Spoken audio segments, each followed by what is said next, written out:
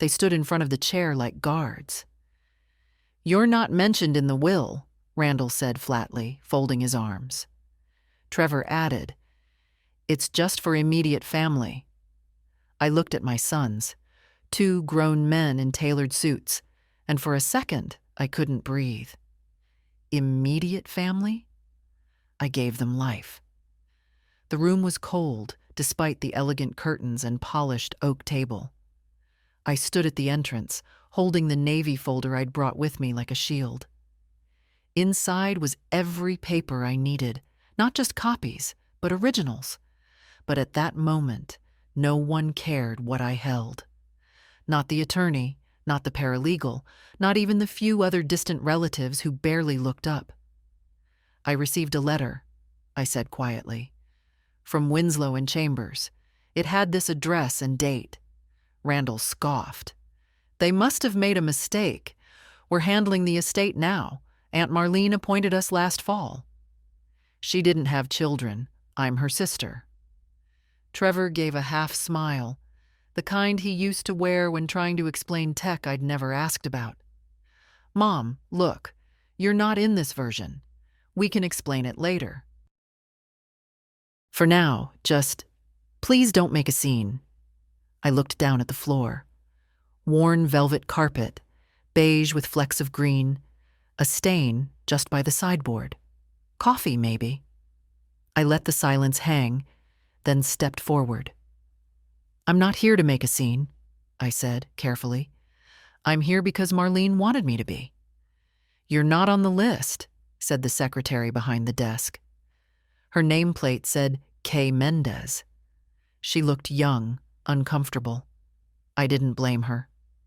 "She would have wanted me here," I said again, not to them this time, but to the space itself. I took another step forward, reached into my folder, and handed a document to Ms. Mendez. "Please give this to Mr. Harold," I said. "I believe it supersedes any amendments made last fall." Ms. Mendez blinked, then took the paper and walked toward the door at the end of the room. Randall started to say something, but Trevor pulled at his arm. "Let's just wait," Trevor muttered. I sat in the chair they'd blocked. Neither of them stopped me. The folder still lay on my lap, but I no longer held it like a shield. I held it like proof. I hadn't planned to speak first. I'd imagined this moment, the ceremony, the formal tone, the reading, a solemn affair, as it should be. Not this petty gatekeeping. I looked across the table at a cousin I hadn't seen in 20 years. He gave me a faint nod. I returned it. The door opened. Mr. Harold stepped in. Tall, gray-bearded, always a hint of dust on his jacket, like old books. He held the document Ms. Mendez had given him, flipping through it with deliberate slowness. "Mrs. Delacroix," he said, "may I speak with you privately for a moment?" Randall bristled. "We were told this was a closed session." Mr. Harold ignored him. "This concerns joint filings from 2008. If you'll follow me?"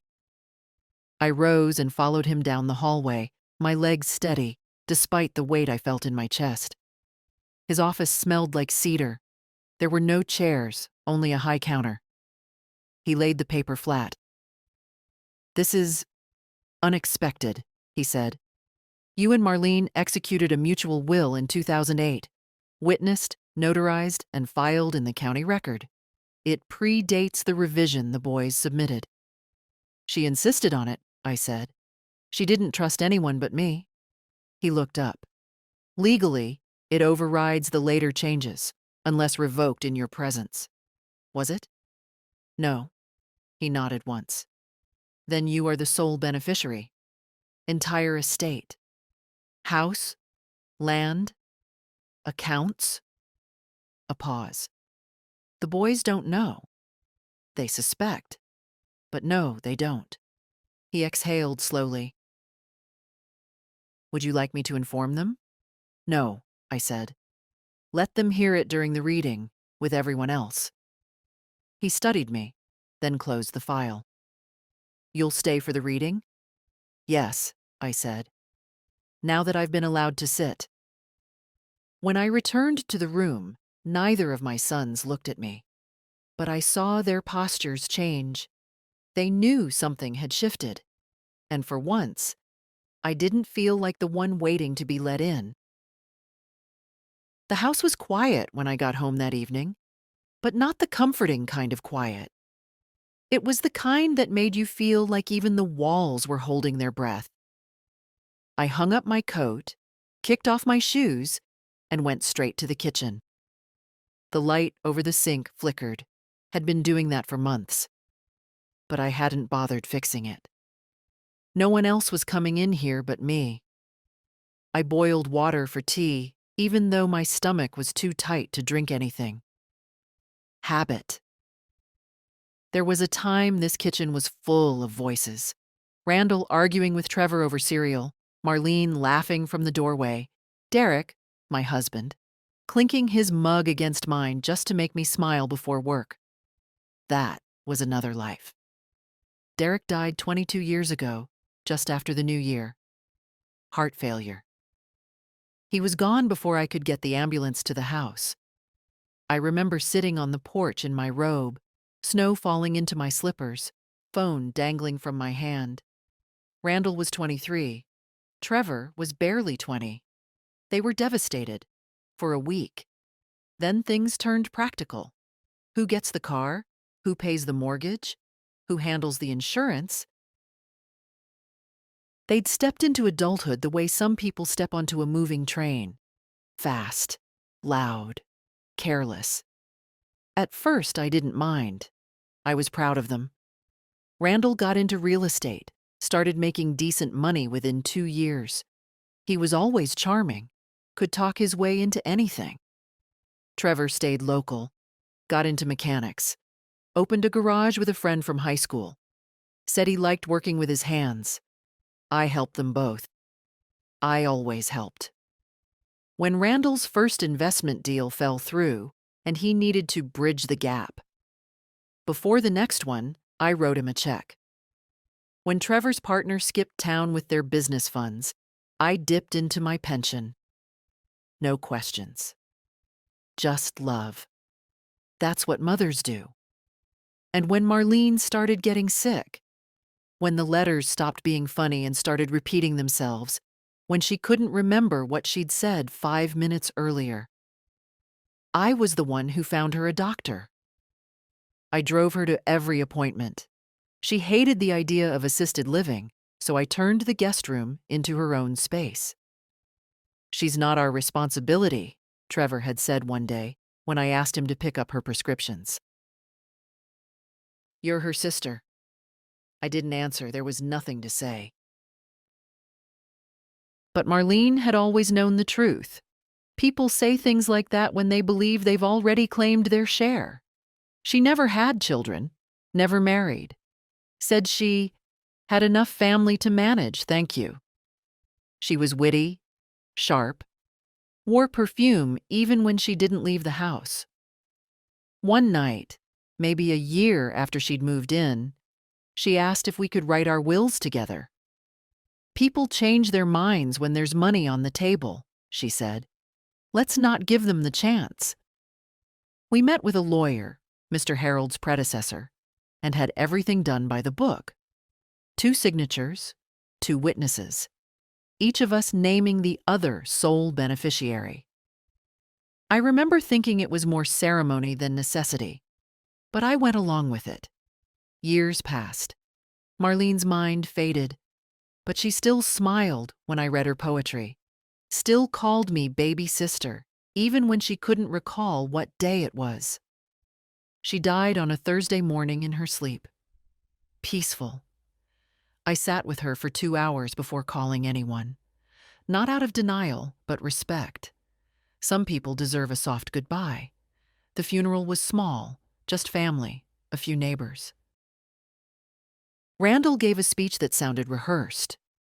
Trevor stood stiffly, hands in pockets. Neither of them had visited her more than twice in the last year. But after the service, things changed. They both started asking about the estate. Randall called more often. Trevor came by unannounced. They offered to help. "You shouldn't handle this all alone, Mom."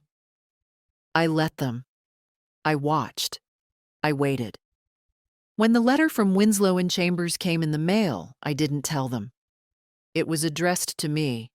Full name, correct address, no mistake. Then last week, I overheard Randall on the phone while he thought I was outside. "She doesn't need to be there," he said. "We've got the final draft. It's all lined up." I went upstairs, opened the safe, and took out the Navy folder. Everything they thought was lined up had been signed away years ago. Still, part of me hoped I was wrong. Hoped they were just being careless, not cruel. But today proved otherwise. Today, they blocked my seat. Marlene and I were born 11 months apart, almost to the day. Irish twins. People called us back then. I was the quiet one, always reading, always watching. She was the spark, the one with red ribbons in her hair and too many opinions for a girl her age. We shared a bedroom until we were 16.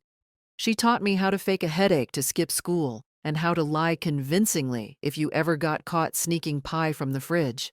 I taught her how to budget, how to write a proper thank you letter, how to keep secrets without breaking under pressure. Our parents died young. Car crash on the interstate, a week before my 19th birthday. Marlene was 18.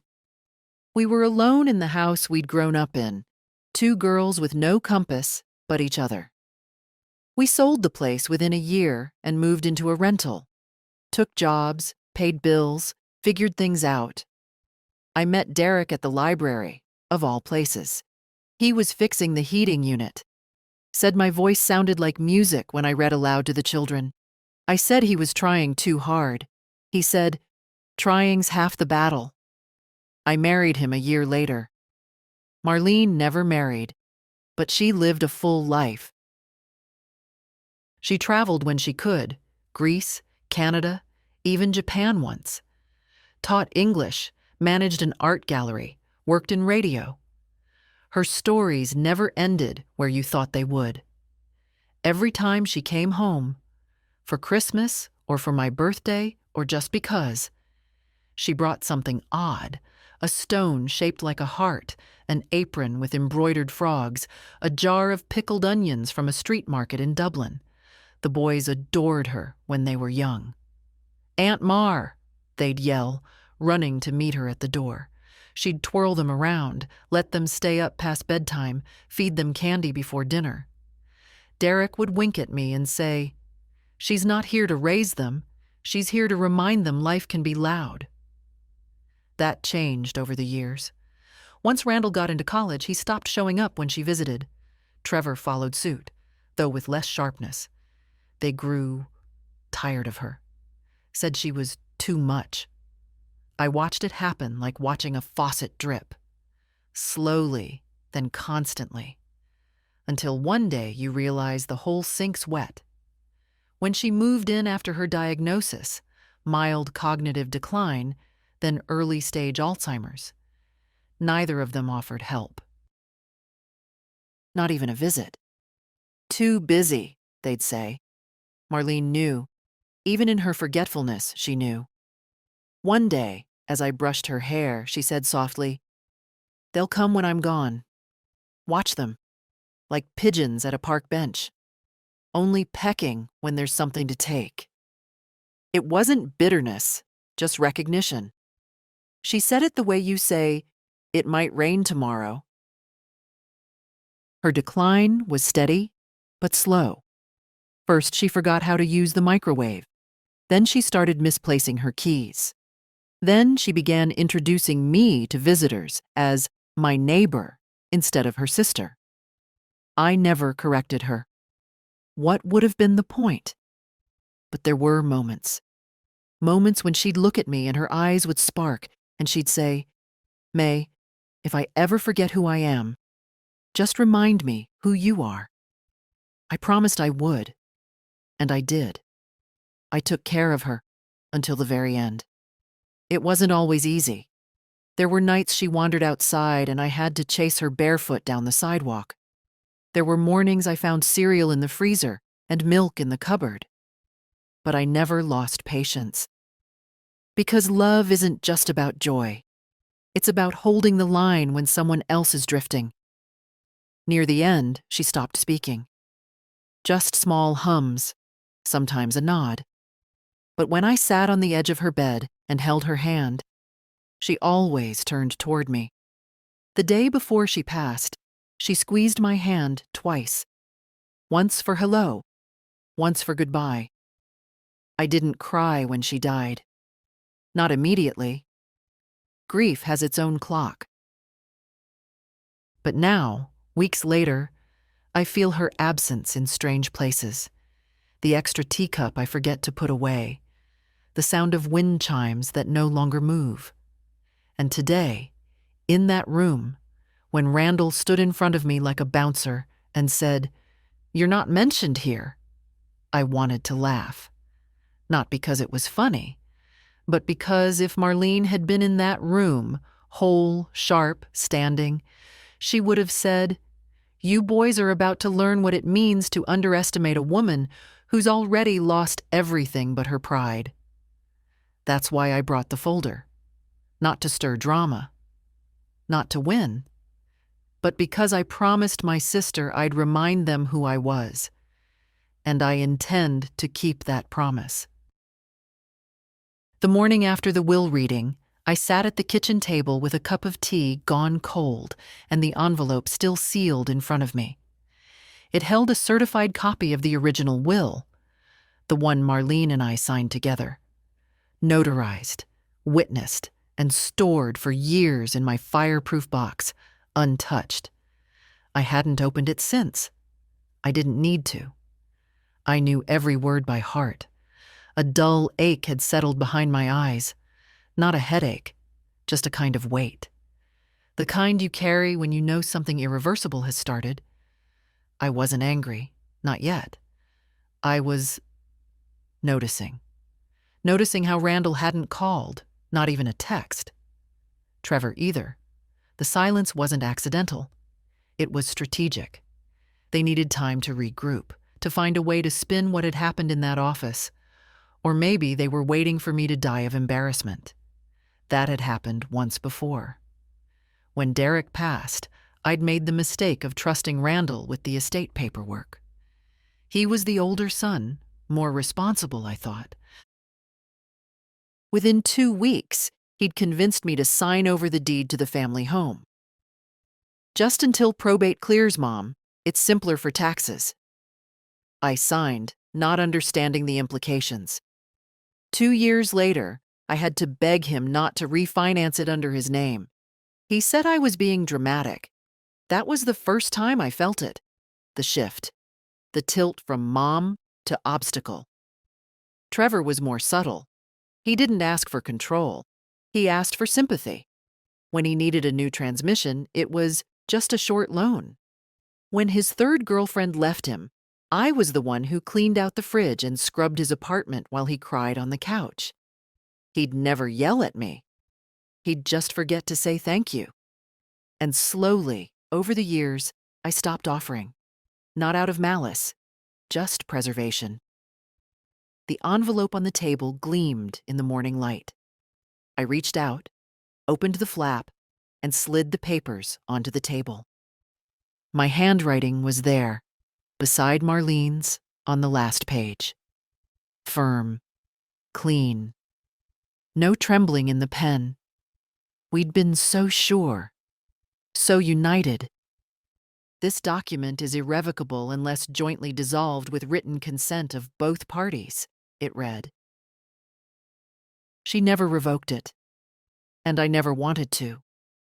Even as her mind unraveled, she still trusted me to remember, for the both of us. Now the trust was written in legal ink. I sat there a long time, reading the pages as if they were a letter from her. In a way, they were. After a while, I picked up the phone and dialed a number I hadn't called in nearly a decade. "Winslow and Chambers," This is Dana speaking. Hello, dear. Could I speak with Mr. Harold, please? It's May Delacroix. One moment, Mrs. Delacroix. He picked up on the third ring. May, I was just about to call you. Is that so? I asked, letting the edge in my voice show. Yes. I've reviewed the documentation. It's solid. Your claim is not only legitimate, it takes precedence. You are the sole legal heir. The other will, frankly, should not have been processed without consulting the earlier agreement. So it's done. It's done, he confirmed. I've filed notice with the registrar. The estate is being transferred to your name. The house, the land, the investment account, everything listed in the 2008 will. You should expect a formal confirmation by the end of next week. I thanked him and hung up. Then I stared out the window.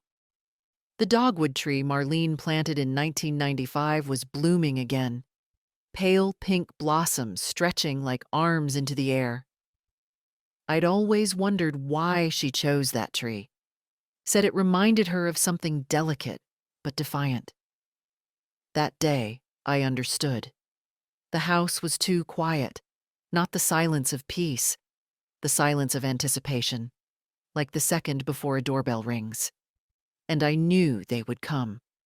Not today, but soon. They would come with apologies, explanations, justifications, all dressed as concern. They would come with flowers they didn't choose and smiles that didn't reach their eyes. They would say things like, "We were confused and it's not what you think." And I would nod. Because I've learned that nodding often tells more truth than words. That's when I made my decision. Not about revenge. That was never my goal. But clarity. This wasn't about making them suffer. It was about making sure they never again mistook my silence for weakness. I reached for my notepad, wrote down a name, then a second, then a third. A plan was beginning to form, one that would take patience and precision, and me, fully awake, fully present, fully unwilling to be ignored. Not anymore. I didn't tell anyone I was going to see a lawyer. Not that day. Let them think I was still sitting in my kitchen, stunned, wounded, waiting for the phone to ring. Let them believe I was curled up in some armchair, looking at old photo albums, whispering their names through tears. Let them believe it, because that's the version of me they were most comfortable with. The quiet woman who gave, forgave, and stepped back without asking for space at the table. But I wasn't walking into Harold's office for tears or pity. I had a folder in my handbag and a list of names on my notepad, and I had one very clear goal. Mr. Harold looked up from his desk, surprised. "May," he said, standing, "you didn't need an appointment, but I'm glad you came." "I want to formalize the transfer," I said, sitting without waiting to be invited. "All of it. I want the titles, the bank assets, and the documents updated. And I want protections in place." He blinked. "Protections?" "Yes. Legal locks. I don't want either of my sons accessing a cent of this estate. Not through proxy, not through power of attorney, not even through charm." I paused. "Especially not through charm." Harold cleared his throat, reached for his pen. "We can draft a restriction clause. You're within your rights. And the property titles can be updated to reflect sole ownership. That process takes a few weeks. I'd like to move on the accounts immediately. There's too much liquid cash sitting vulnerable." "Understood." He opened a folder, pulled up forms. As he filled them out, I looked around the room. His office smelled of paper and lemon oil. Not expensive, not fancy. But it was steady, reliable, like Derek's workbench used to be, full of tools that did what they promised. I also want to open a trust, I said, interrupting his pen. A living trust. For someone who actually still treats me like a human being.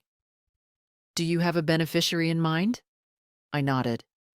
Her name's Claire. Claire Whitlow, my cousin's granddaughter. She's 26, works nights at the city library, visits me every 2 weeks like clockwork, never asked me for a dime. He looked up, slightly amused. And you want to make her the successor to Marlene's estate? Not all of it, but a portion. Enough to set her free from struggle. Enough to let her breathe. He smiled gently. That's generous of you. No, I said. It's appropriate. We worked in silence for some time. I signed where needed, read every clause, asked questions. Mr. Harold never rushed me. That I appreciated. When everything was in motion, I sat back. There's one more thing, I said. He raised his brow. I want a clause in my own will that if either of my sons contests any part of these arrangements after my passing, they are to be disinherited completely. Harold didn't flinch. You want to include a no contest clause? Yes. He jotted it down without another word. Some might say that was petty, harsh even, but people who say that have never looked into the eyes of their own child and seen calculation instead of love. I left the office with a small stack of paperwork and a strange sense of calm. It wasn't joy, not exactly. It was more like the quiet after a storm, when the air is still charged, but the sky is finally open. I took the long way home. Drove past the elementary school where I'd taught for nearly 30 years. The playground was empty, swings swaying in the breeze. I used to walk that way with Randall in one hand and Trevor in the other, their jackets half-zipped and their cheeks red from the cold. They'd fight over who got to push the doorbell.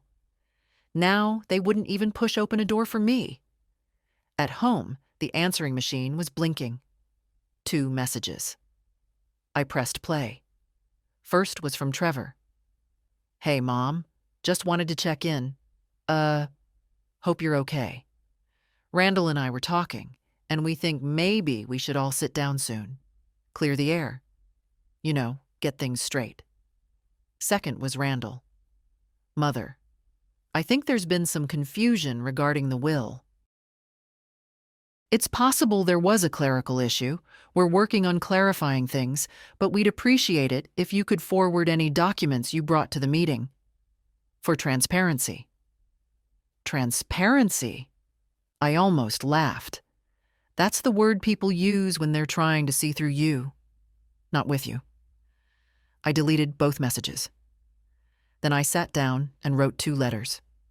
One to Randall, one to Trevor.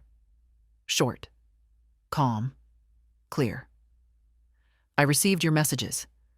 I'm not interested in discussing the estate at this time. All matters are being handled through my attorney.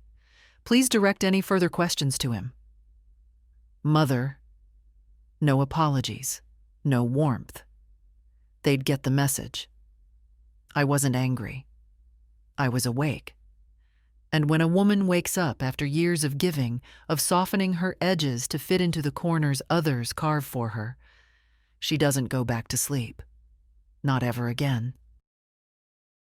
The next morning, the doorbell rang at 9:07. I was still in my robe, coffee in hand. Through the window, I saw a silver car parked haphazardly at the curb. Randall's. He hadn't parked in front of my house in years. Always too busy, always on the other side of town. I didn't answer right away. Let him wait. The second ring came faster, sharper. He was always impatient when the world didn't move on his schedule. When I opened the door, he gave a smile I recognized from every family Christmas after Derek died. The kind of smile that didn't quite touch his eyes. Hi, Mom, he said, like we hadn't just stared each other down across a lawyer's desk 2 days ago. I was in the area. I raised an eyebrow. At 9 a.m. on a Saturday? He laughed like I was joking. May I come in? I hesitated. Then I stepped aside. Not because I wanted to, but because I wanted to see how far he'd go. He walked in like he still remembered the layout. Looked around like something had shifted, though he couldn't name what. It had, but not the furniture. I didn't offer coffee. He sat on the edge of the armchair, fingers laced, suit jacket too formal for a drop-by. I wanted to talk, he began. There seems to have been some miscommunication with Marlene's documents. Trevor and I were blindsided. Were you? I asked softly. He paused. Well, yes. No one told us there was a prior will, one that overrides the new one. Because you didn't ask. He blinked. You assumed, I continued. You assumed she left it all to you, that I would sit quietly, nodding along like I always did. I wouldn't put it that way. No, you wouldn't. I folded my hands in my lap. But I would, and I just did. The pause that followed was thick with things neither of us said. Then he leaned forward. Mom, we're family. We should be on the same page here. We can fix this. We can find a solution. His voice had that lilt again, that edge of persuasion. You're very good at what you do, Randall. Selling people things. I'm not trying to sell you. You sold me the first time, I interrupted, when you said I needed to sign over the house, for taxes. He shut his mouth, looked down. There it was. I'm not angry, I said. That's not what this is. I'm done. I've made arrangements. Everything is being handled legally, and if you try to challenge it, you'll be disinherited from anything I still control. He looked up. You're really going to cut us out? I'm going to stop rewarding neglect. He sat back, and for the first time in years, he had nothing to say. Trevor showed up 2 days later, unannounced. Not in a suit like his brother, but in his usual jeans and oil-stained jacket. He didn't knock at first, just stood on the porch, shifting from foot to foot like a boy waiting to be called inside. I watched him through the curtain for a full minute before I opened the door. He smiled, sheepishly. Hey, Ma. It had been years since he'd called me that. You here for a chat, or you need something fixed? I asked. He scratched his neck. Maybe both. I stepped aside. He walked in, took off his boots without me asking, a detail Randall had forgotten. Sat at the kitchen table like he used to when he was broke and trying to avoid admitting it. I made tea. Old habits. We sat in silence while it steeped. You know, he said finally, I didn't know about the old will. Randall handled everything with the lawyers. I just trusted him. I stirred my tea. You always did. Guess I shouldn't have. I looked at him. He seemed tired, older than I remembered, even with the same boyish mouth. But I knew better than to mistake fatigue for repentance. He reached into his jacket pocket and pulled out an envelope, slid it across the table. I don't want money, Ma. That's not why I'm here. This is everything you loaned me. All the numbers. I made a list. I know I can't pay it back all at once, but I want to. That stopped me. Not because of the gesture. I knew how people like to offer just enough to appear noble, but because of the math. Every number was right. Down to the $50 I'd slipped him for a tow truck 6 years ago. I picked up the paper. You kept track. He nodded. Always meant to make it right. I just didn't know how to say it. And now you do? I guess watching Randall scramble over something that wasn't his made me think. I let the silence hang between us. I was angry, he added. At the reading. At you, at Marlene, at everything. But I wasn't surprised. Not really. Why not? Because you're not stupid, Ma. You were never stupid. I think maybe we just counted on you acting like you were. I looked down at the steam rising from my cup. He wasn't wrong. It wasn't that they believed I didn't know better. It's that they believed I'd never speak up even if I did. I want to earn back your trust, Trevor said quietly. Then don't fight the will, I said. Don't hire lawyers. Don't let Randall talk you into anything. Just leave it. Let it be what it is. He nodded slowly. I can do that. I didn't smile. I didn't soften. I just looked at him and said, good. And for once, that was enough. I wasn't surprised when the letter from Randall's attorney arrived. I was surprised it took him this long. It came in a heavy white envelope with gold trim and a return address from a downtown firm I knew by reputation, expensive, aggressive, and always dressed in courtesy. The kind of people who smile while sharpening the knife. The letter was polite. It used words like unfortunate discrepancy and pending clarification and amicable resolution. It requested a brief consultation to align understanding. It didn't mention money, but it didn't have to. It ended with, our client hopes to avoid formal litigation, but reserves the right to pursue all legal remedies should discussion fail. I read it once, then again, then set it down. Somewhere deep in my chest, something old stirred. Not fear, not quite, more like memory. A memory of the girl I once was, sitting in a crowded office with Derek, signing our first mortgage papers, while a broker talked over me like I wasn't there. I hadn't spoken up then, not once. Just nodded and signed and smiled when it was done. I made tea, sat at the kitchen table, and called Mr. Harold. He picked up on the second ring. I was expecting your call, he said. You received Randall's letter. I did. I've already drafted a response. Will it hold? It won't need to. The law holds. This is posturing. I exhaled slowly. Harold continued. They may try to bluff.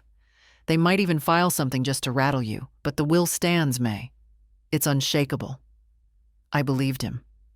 Still, that night, I didn't sleep.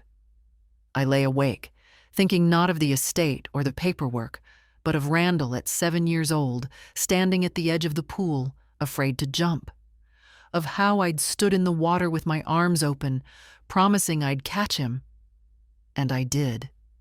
Every single time. There's no word for the ache of knowing someone you once caught without fail would now rather see you drown. The next morning, I wrote Randall a letter. Not through lawyers, not for court. For him, it was 1 page. Typed. Randall, I received your attorney's letter. You've made your position clear. Here's mine. I will not rescind the will.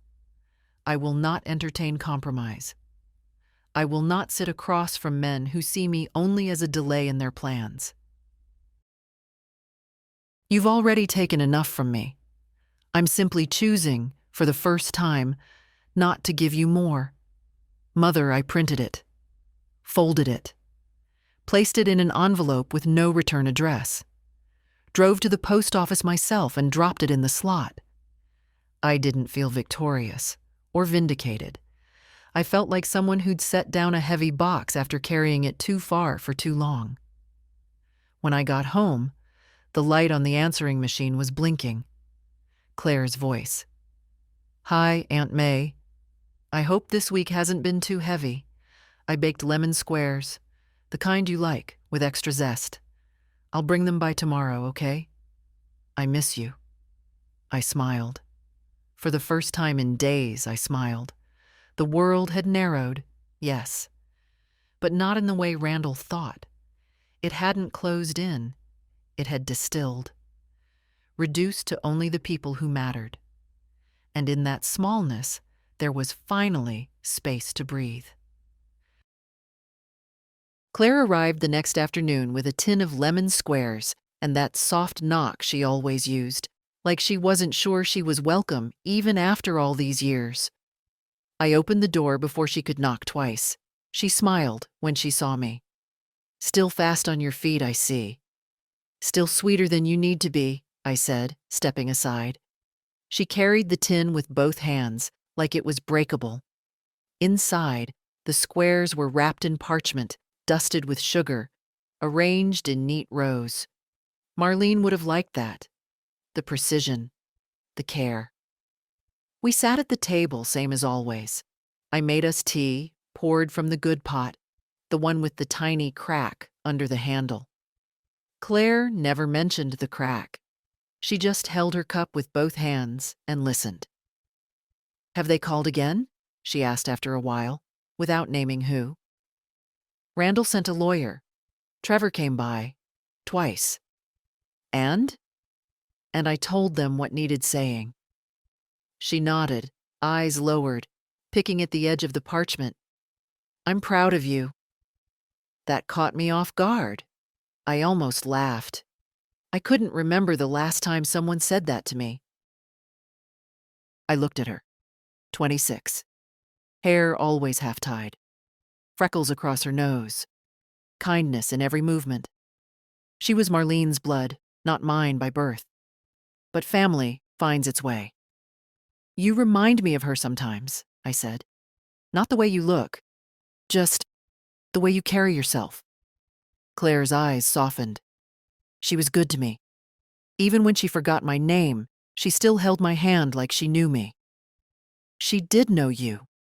Her heart never forgot. We sat a while longer, drinking tea, eating lemon squares in silence. Then I told her. Not everything, but enough. That the estate was secure, that things were being transferred, that a trust was being prepared in her name. Modest, but stable. Enough to give her options. She went still. "You don't have to do that. I know. But why me? Because you come. Because you stay. Because you never once asked for anything and always brought something anyway. Your time, your presence, your lemon squares." She looked down, eyes wet. "I don't deserve that kind of trust." "No one does," I said gently. "That's the point of it. It's not earned. It's given." We finished our tea. She helped with the dishes, even though I told her not to. And before she left, she turned at the door. "If they ever try to make you feel small again," she said, "just call me. I'll remind you who you are." I didn't cry until the door closed. Not because I was sad, because someone said they would stand by me, and I believed them. The call came late. I'd already turned off the lights, put on my nightgown, folded the day away like a worn blanket. I didn't recognize the number, but I answered anyway. At a certain age, you answer, because you never know what might not wait till morning. "Mom?" "Trevor." His voice was low, strained, not like the Trevor who used to call when his car broke down or when he'd forgotten his rent. This was something else. "Are you all right?" I asked. There was a long pause. "Randall's filed a motion. He's contesting the will." I closed my eyes. Not from shock, just exhaustion. "He says it's fraudulent," Trevor went on, "that Marlene was incompetent, that she was pressured." "She wasn't." "I know that." "Then let him fight ghosts." Another silence. "I don't know what to do," he said. "He's threatening to sue me if I don't support him." That made me sit up straighter in bed. "You?" "He thinks I'm siding with you, which I guess I am. But he's furious, says I'm betraying family." I nearly laughed. Betraying family. As if Randall hadn't redrawn the lines himself. As if loyalty was a tool he could pick up and drop as he pleased. "Do what you need to protect yourself," I said calmly. "But don't protect him at the cost of your spine." "I'm not as strong as you think I am, Ma." You don't have to be strong. You just have to be clear. He didn't respond to that. You're not a boy anymore, Trevor. You don't need your brother's permission to be decent. He sighed. I wish Dad was here. I did too. Derek had a way of settling things, not with anger, but with presence. He'd say one sentence and people would stop talking. He believed in fairness, but not fools. Dad would have told you to stop asking what Randall wants and ask yourself what's right. I know. I also know you're scared. That's okay. Just don't let fear be the loudest voice in the room. We talked for a few more minutes. Nothing dramatic. No confessions. Just the quiet trudging of two people trying to find the edge of a mess someone else made. After we hung up, I stayed awake a long time, staring at the ceiling. Randall wanted a war. Fine. He could have one. But not with fists. Not with shouting. With silence. With boundaries. With the kind of dignity that doesn't flinch when insulted or bend when pushed. I made tea, sat by the window. The night was soft. Wind brushing the trees, stars peeking between clouds. Randall had no idea what it meant to be truly alone. But if he kept going, he'd learn. And it wouldn't be me who taught him. It would be the echo of every door he slammed shut. The house was quiet again, but not the kind of quiet that unnerves you. It was the kind that holds its own shape, a stillness earned, not imposed. I watered the plants. I straightened the Afghan on the back of the couch. I folded the laundry slowly, methodically, as if every shirt and towel deserved my full attention. I hadn't always been this way. Years ago, when Derek was alive and the boys were young, everything was movement. Cereal bowls half-rinsed, jackets tossed over chairs, school papers scattered across counters. Back then, silence was a luxury. Now it was my companion. It was almost noon when the mail arrived. Thick envelope, legal stationery, the courthouse seal stamped on the front. Randall had followed through. I opened it at the kitchen table with my letter opener, a small brass thing I'd had since 1974, a retirement gift from my first principal. Inside, a formal notification of Randall's motion to contest the estate, accusations of undue influence, allegations of mental incompetence on Marlene's part, a request to freeze asset transfer until a judge could review the will. There it was, in black ink. A son suing his mother. I set the letter down, not slowly, not dramatically, just set it down. Then I picked up the phone and dialed Harold. Received it, I said when he answered. So did I. What's next? I respond. Then we wait. Will it hold anything up? He hesitated. It might, temporarily. I nodded, even though he couldn't see me. Let me know what you need. I already filed a response. It'll be fine, May. We're still on solid ground. After the call, I made a sandwich, ate it while standing. Then I walked to the bookshelf and pulled out Marlene's favorite album. Thick leather, worn at the edges, full of photos from years most people had forgotten. There she was in 1986, standing on a boat in a denim jacket 2 sizes too big. In 1992, grinning at a 4th of July barbecue, face smudged with charcoal. In 2003, standing beside me in front of the old library, holding hands. She didn't look incompetent. She looked alive. And now, somehow, she was being made into an argument. That was the cruelty of it. The way Randall wasn't just challenging me, but erasing her. Painting her final years as feeble, her choices as tainted, her judgment as invalid, as if love made her less capable, as if trust made her a fool.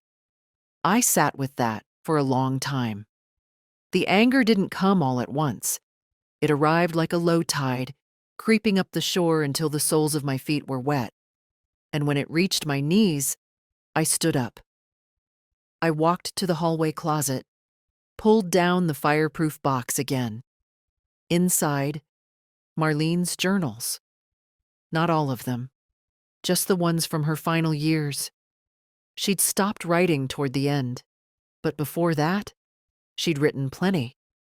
I flipped through pages. Entries about her illness, about me, about how she wanted her estate handled, about her decision to keep the old will intact. Her handwriting was strong. Her sentences were clear. No confusion, no fog. I made copies of the most relevant entries, took them to the print shop the next morning, bound them, labeled them. When I mailed them to Harold, I included a note. If they want proof of her mind, give them her words. I didn't wait for Randall to call. I didn't care if he did. I'd stopped explaining myself years ago. I'd just forgotten to act like it. At the bank, they offered me coffee. That was new. The woman behind the desk, Dana, polite, efficient, young enough to be one of Claire's friends, called me Mrs. Delacroix with careful respect. Not because I asked her to, because Harold had called ahead. "I have the paperwork here," she said, sliding a folder across the desk. "It authorizes the transfer of all account holdings into your name, fully separated from the previous estate structure." I nodded. "And the trust?" "Being set up as we speak. The funds will remain secure until you assign disbursement instructions." I signed. One page, then another. My name on each line, my hand steady. I'd been afraid once of banks, of lawyers, of terms like irrevocable and power of attorney. I used to smile and nod while men explained things I already understood, just to keep peace. Now I asked questions. Now I signed without apology. Dana handed me a folder. "If anyone attempts to access the accounts, you'll be notified immediately." "They won't," I said. "But thank you." She smiled, genuine. "If more clients were like you, my job would be easy." I left with the folder under my arm, the sun high, the sidewalk warm under my shoes. I passed two young men arguing on the corner, sharp voices, hands flying, and I didn't flinch. Once, I might have. Once I might have crossed the street. But not today. I walked past the grocery store where Derek and I used to buy fruit on Sundays, past the park bench where I once watched Randall learn to ride a bike, past the courthouse where Marlene and I signed our wills, side by side, laughing like girls sneaking candy. None of those places felt heavy anymore. They just felt true. When I got home, the mail was already in the box.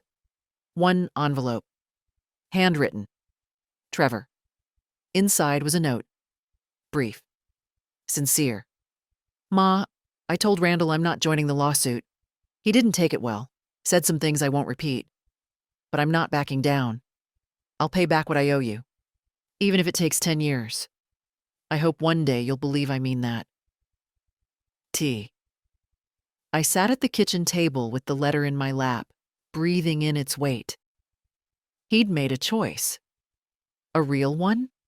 Not perfect, but brave. That night, I went to my closet and pulled down a different box, one that held the beginnings of my own affairs. Bank documents, insurance forms, a draft of my will still incomplete. I sat on the floor, papers spread around me like a map. For once, I didn't feel overwhelmed. I felt steady. And that's when I started writing. Not just the legal language, though I included all that, clear and firm, but more. A letter. To be opened after I'm gone. To Claire. To explain what was hers and why. To tell her she reminded me what family could feel like without demand or debt or weight. To tell her that I chose her not because she was perfect, but because she was present. And to thank her, quietly, for coming back every time when others walked away. I wrote the final line just before midnight. You gave me back something I didn't know I'd lost. The right to decide how my life ends. Not in silence, but in peace. I sealed it, filed it, and went to bed with no noise in my chest, no ache in my bones. Just quiet.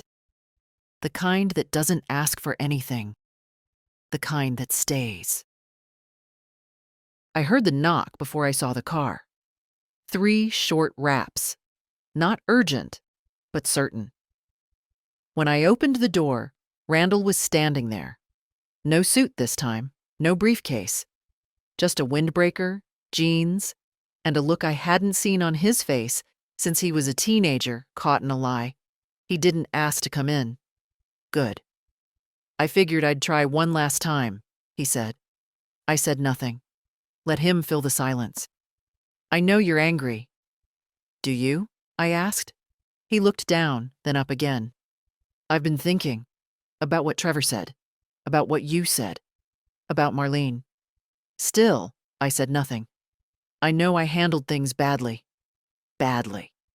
What a careful little word, like knocking over a glass of water. Not betrayal, not disrespect, just badly. I was trying to protect the estate, he continued. You thought she didn't know her own mind, I cut in. You thought she couldn't possibly have made a decision without consulting you. His jaw clenched. She was slipping, Mom.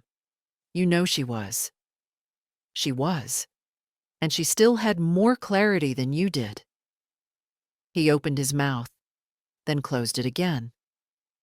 I stepped onto the porch. Closed the door behind me, so we stood outside, exposed to the wind. I didn't want his presence clinging to the walls of my home. I have nothing left to give you, I said. And I won't pretend to respect someone who tried to strip dignity from the dead just to get paid. You think I'm some kind of monster? No. I think you're a boy who never learned how to lose. That hit. He didn't speak. Just looked out at the yard, where the wind had scattered dogwood petals across the steps like confetti. I used to admire you, I said, quieter now. Not because you were successful, but because you made things happen. You had drive, focus, charm. He nodded, still not looking at me. But somewhere along the way, you started believing you were owed. That success meant you couldn't be challenged, that anything outside your plan was a mistake to be corrected. I was scared, he said. When Dad died, we all were scared. He looked at me finally. So what now? You never speak to me again? I'm speaking now, I said. But I'm not going to reward your behavior with comfort. He exhaled. You're really going to leave it all to Claire?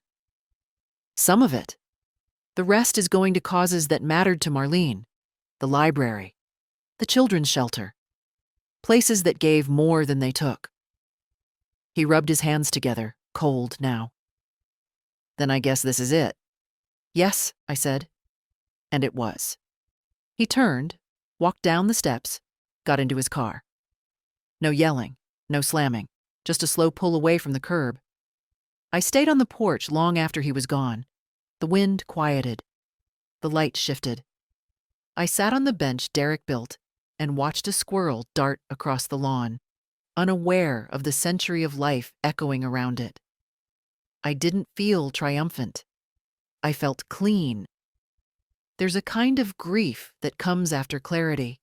Not the grief of loss, but of letting go of what never really belonged to you. Expectations, illusions, roles you played so long you forgot they weren't yours to begin with. I wasn't just their mother. I was a woman, a sister, a teacher, a keeper of promises. And I had one more promise to keep. To myself. No more shrinking. No more smoothing over, not even for blood. The courtroom was smaller than I expected. I'd only seen it once before, years ago, when I was called for jury duty. Back then, it had felt grand, intimidating. All wood paneling and polished railings, a place built to make people feel small. But today, it didn't feel that way. Not to me. Harold sat beside me, calm, composed.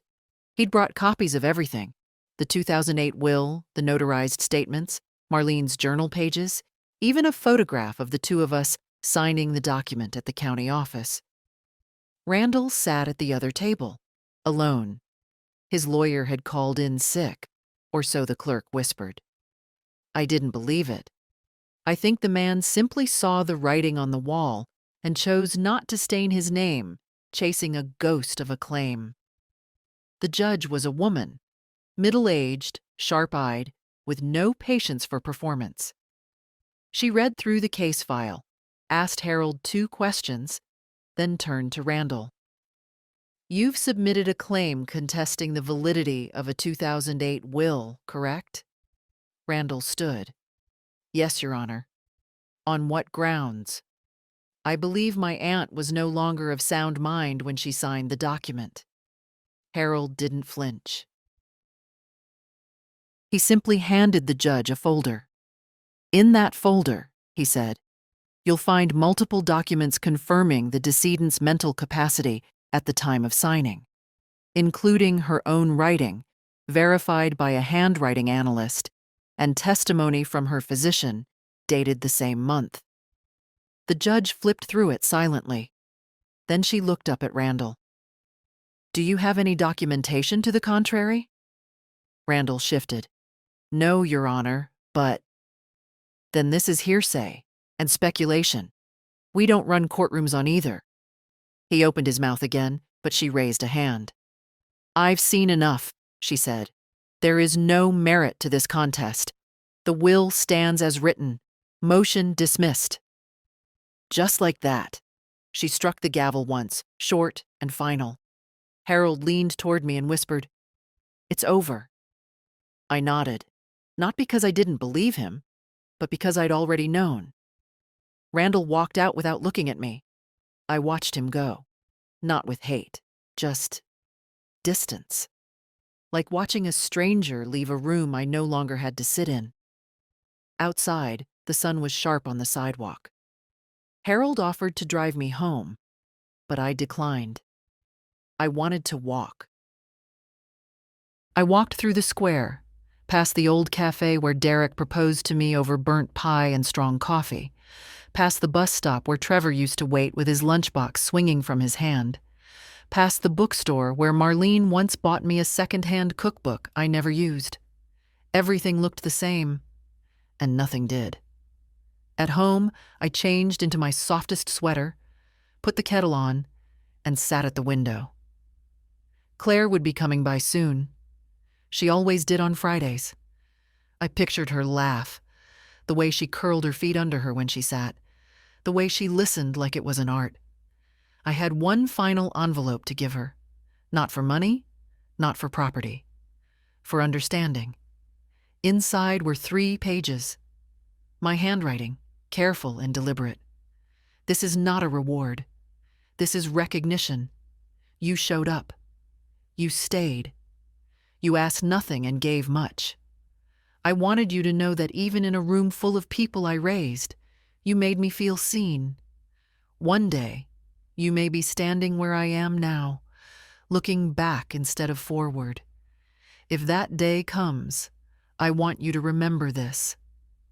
You owe no one your silence. Not for peace, not for family, not for love. I sealed it.